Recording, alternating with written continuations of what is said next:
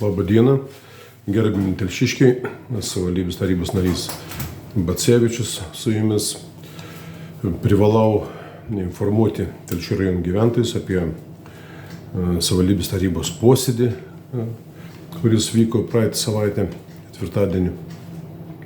Posėdėje buvo daug įvairių klausimų, iš karto negalėčiau informuoti, mažais epizodais informuosiu po kiekvieną klausimą, nes medžiaga didžiulė yra ką papasakoti ir ką parodyti. Pats pirmas įvykis savivaldybės taryboje buvo tai konservatorių, sakyčiau, konfliktas. Konservatorių, senųjų konservatorių partija, buvusi pas mūsų taryboje čia visą gyvenimą jie yra.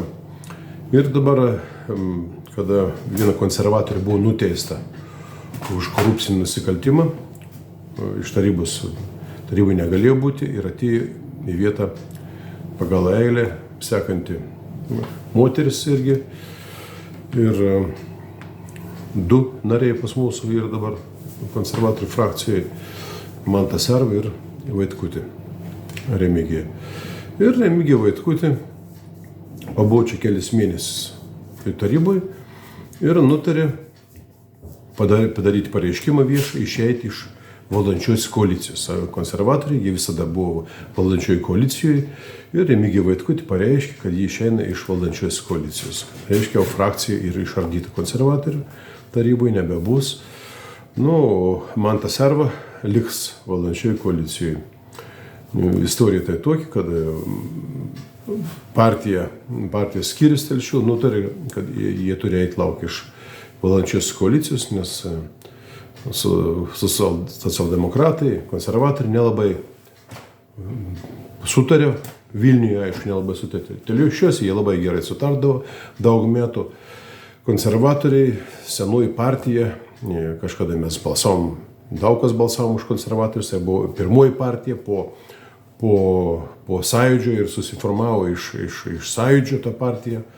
Didžiai dalis turbūt sąjūdiečių išėjo į tą partiją, tai buvo ta partija, kuri tikrai buvo kažkada yra valstybinė, patriotiška, lietuviška partija, pasipriešino jie invazijai, tų laukinių eilinį kartą, dėl to tapo objektų ypatingos svarbos Rusijai ir kitiems.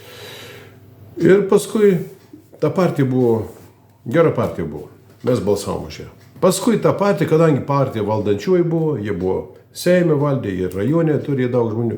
Į tą partiją prisirinko visokių avantiūristų, visokių prašalaičių ir visokiausių plauko žmonių. Visada pas mūsų yra tokie žmonių, kurie visada eina prie nugalėtojų. Nori prisitrinti, nori pasinaudoti kitų įdirbių, prisidengti kitais.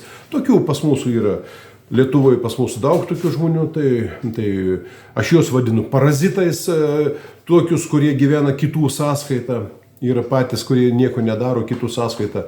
Gamtoje yra, tai yra parazitai.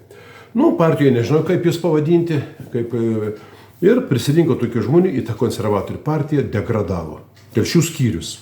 Lietuvoje ne, Lietuvoje ta partija turėjo ir valdančioji buvo, ir Seime buvo, ir valdė, ir ministrai buvo, ir taip toliau. Bet mūsų skyrius, Telšių skyrius, konservatorių, degradavo dėl tos priežastys, kad ten prisirinko biznierių, gudručių. Ir jie tik žiūrėjo, jiems nusispjauti buvo ta jų pasaulėžiūra, dešinioji, tautinė, valstybinė, jiems svarbiausia jų kišenės prisikišti ir lengvai ir šiltai gyventi. Ir jie atėjo į savivaldybę, iš pradžių turėjo pusė tarybos buvo konservatorių kažkada, ir paskui pradėjo jie nykti, o nyko jie todėl, kad prisirinko žmonių savanaudžių, kad dėl savo postų, kad įgauti postą, o postas tai ir pinigai. Įsivaizduojate, postas tai ir pastovės pajamos ir didelės pajamos. Ir ne tik pajamos, visokių ten pajamų jie prigalvoja, kaip žinom, buvo ir teismų, ir visokių. Tai ir konservatoriai buvo ir ten jie merai, vicemerais, jie tik ir žiūrėjo, kaip į postą iššokti. Ir jokios veiklos jie nevykdė, tokios, kad būtų tarnautų rajonų gyventojams. Jie pradėjo tarnauti kitai partijai, Tai yra socialdemokratams. Ir aš paskutinis dabar 10 metų su tarybai ir pastebiu, kad konservatoriai, jie tapo socialdemokratų satelitais. Satelitai, tai priklausomi socialdemokratų parankiniai klapčiukai. Ir aišku, tada rinkėjai, nieks už juos nebebalsavo, nes nebebuvo ten lyderių realių, tik tai postai reikėjo ir biznius reikėjo daryti. Paskui, aišku, buvo bylos visokios ir vienas buvo ir nuteistas už mokesčių nemokėjimą ir ten visais korupcinis ten bylas buvo, visokių dalykų buvo. Todėl žmonės nebebalsavo, degradavo. Paskui partijos pirmininku tapo Mantas Serva, jie irgi pasistatė. Buvo Juozas Butkevičius, paskui jaunuolį pastatė, galvoja, gal jaunuolis ten ką nors išsuks. Nieko Mantas Servas neišsuko, jis tą partiją dar sunyko, vadovaujant skyriui Mantui Servai, tas skyrius dar daugiau degradavo ir jie ten turėjo 3 vietas, paskui dabar 2, praktiškai 1,5 vietos jie gavo, jeigu pagal balsų skaičių. Ir viskas. Ir partija sunyko. Nu, ta moteris, mes jos nepažįstam, Vaitkutė pareiškė, jie nenori būti su tokiais.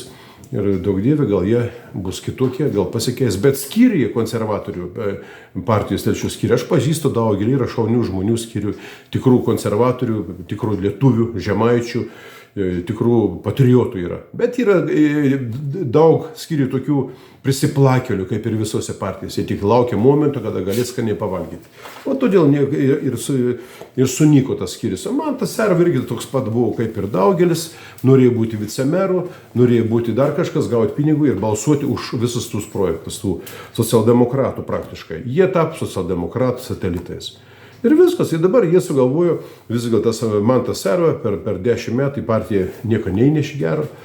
Ir jie sugalvojo matyti, kiek supratau, partiją to Manto Serva atsikratyti. Na ir jis dabar sustabdė narystę partiją ir nebebus toj partijoje, ir daugiau jų niekas nelaukia, nei toj partijoje, nei tikiuosi kitoj partijoje. Niekas tokių žmonių neturėtų imti iš vienos partijos į kitą, čia tokių šokinėtojų yra be jų. Tai vat ir Mantas Serva irgi, mes su juo dirbom antikorupcijos komisijai, pažiūrėkite antikorupcijos komisijoje, jis neižvelgia jokios korupcijos, jis yra etatinis gelbėtojas visų svarstomųjų, čia žmogiškoji klaida, čia žmogiškas faktorius, čia nieko nėra, o ten dažniausiai korupcija yra 5 aukštais.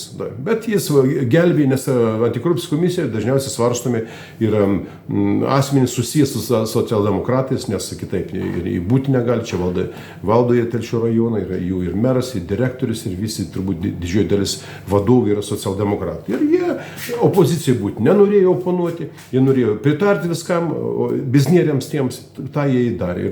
Ir gerai, kad suskilo konservatoriai. Labai teisingai turi kažkas turėjo pasakyti kažkada, kad gana laižyti padus raudoniesiems.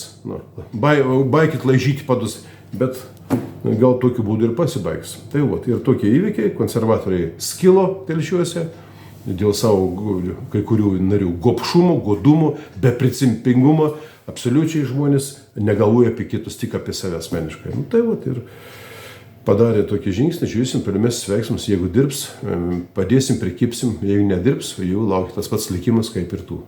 Tai vat, tokios naujienos apie konservatorius Telšių rajone. Viso gero.